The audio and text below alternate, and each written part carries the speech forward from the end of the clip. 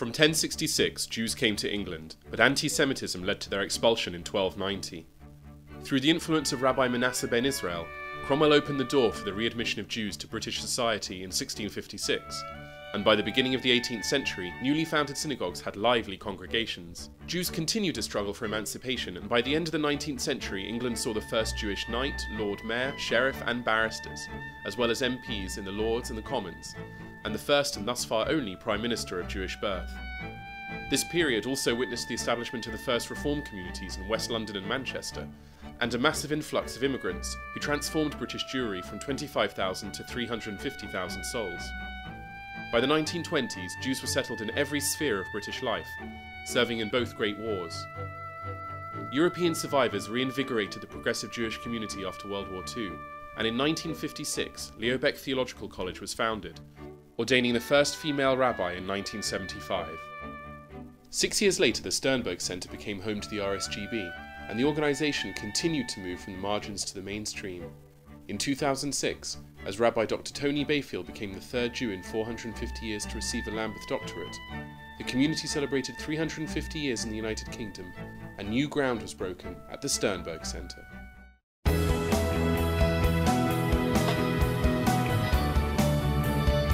This has been a really exciting year. It's been a year of building, and it's been a year of delivery.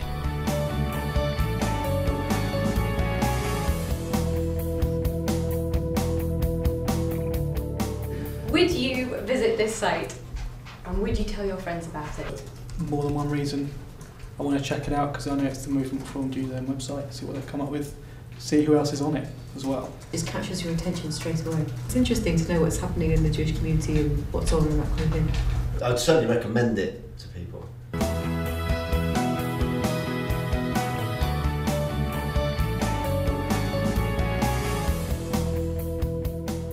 We are able to do on behalf of the community things that other parts of the community can't do, but which need doing.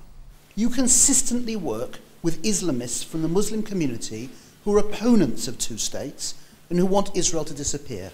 If you want to have a foreign policy and take a stance on the Middle East, will you promote groups like One Voice that work for dialogue and engagement? The movement's obviously very outward facing. By the movement organising this event with the London Jewish Forum, it's certainly helped, I think, to cement those relationships and to sort of highlight the role of the movement within the wider London Jewish community. When it comes to addressing the burning ethical issues of our time, we can unite the community and give leadership. Social justice has always been a driver, and when I think about the role that the synagogue and particularly Finchley's played in that, it is about tikkun olam. The movement has taken on issues of social justice, asylum, and other important political issues. It's a strange environment to welcome Shabbat. It's called the Climate Change Camp. It is to bring to everyone's attention the contribution of aircraft to global carbon emissions. The Earth Charter is a global declaration for a just, sustainable and peaceful society. For me, it's about prophetic Judaism, about the world that we would like to see and that we would like to be a part of, the change that's necessary, which God spoke of to Abraham. It was the whole of the purpose of the Jewish people, to be a blessing to mankind. This truck is going to Romania today. NHS wheelchairs that are maintained by the prison services, the prisoners put them back into working condition, then give them away to needy people, needy communities, and we take them in and send them out for the elderly, and they're like gold dust. Over the last 2 or 3 years, I've noticed a certain, huge increase in the profile of the Reform movement, and certainly think that what it's doing is absolutely fantastic now in terms of the 2020 vision. The Reform movement members are a key plank of our support, and they also understand the notion of tikkun olam and helping others, and the work we're doing in Darfur and we did for the tsunami. I'm immensely excited that Responsibility, which is a cross-communal initiative, an initiative for the whole community, but one that we have prompted, is already taking off. It's ethical leadership above all else that we are really offering to the Jewish community.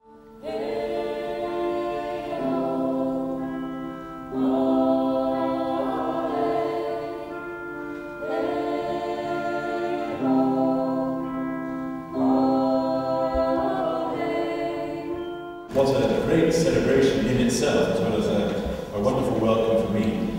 I reflected that this is in honour of Westminster Abbey, it's in honour of faith in Westminster, it's in honour above all of the God who we together worship.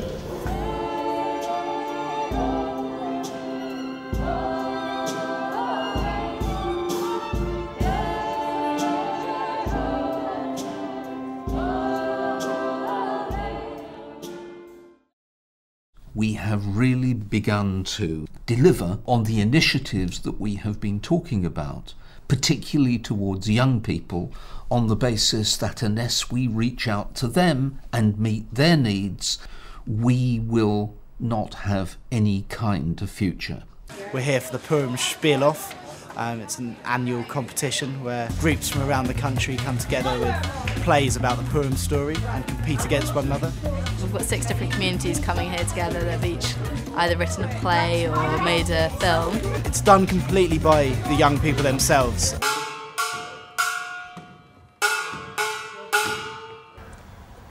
Tonight we're going to have a meet and greet while people arrive here.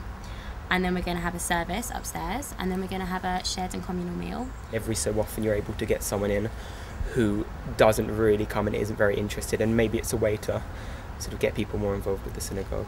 I'm Charlotte. Hey, nice to meet you. I'm Daniel. Hello. It's a nice community feeling. People get on well always. It's nice, it's good, it's good. Because there's not that many young people in the area, so it's good for people just to get together now and again and have a good time, basically, yeah.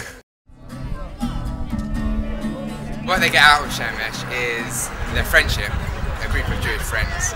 RSY!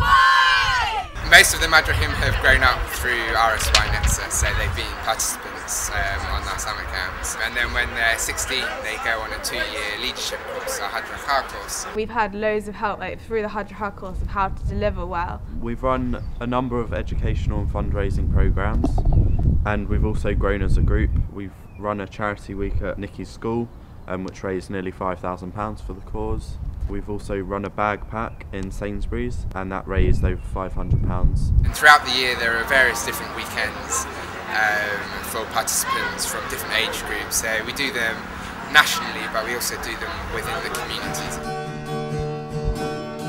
See, now we're all here, the time has come to find a way with everyone to build upon ideals. We know that while we can be free, we've got the true ability to make the changes real. Let's hear you guys now.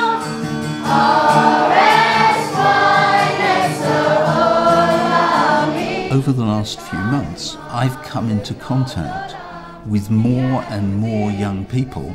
What I've learnt is not only are we building and rolling out programs, but they're the right programs. We are already touching Jewish lives. There is already the prospect of a brighter Jewish future.